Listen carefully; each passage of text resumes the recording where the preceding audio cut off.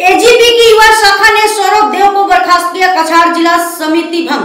सिलचर असम युवा परिषद ने कछार जिला अध्यक्ष सौरभ देव को असामाजिक गतिविधियों में शामिल होने के आरोप में पद से हटा दिया है।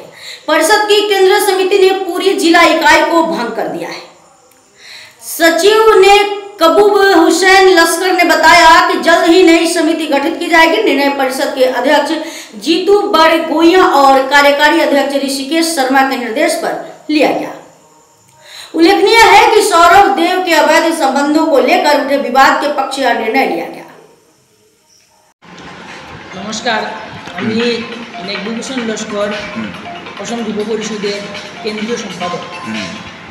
আজ যুব পরিষদের কেন্দ্রীয় সভাপতি শ্রদ্ধার জিতু বরগোহাই মহাশয়ের নির্দেশ মতে অসম যুব পরিষদের কাছাড় জেলার সভাপতি সৌরভ দেবকে অসম গণপরিষদ দল থেকে তথা ওনার যত সকল পদবি আছে সব থেকে ওনাকে বহিষ্কৃত করা হয়েছে।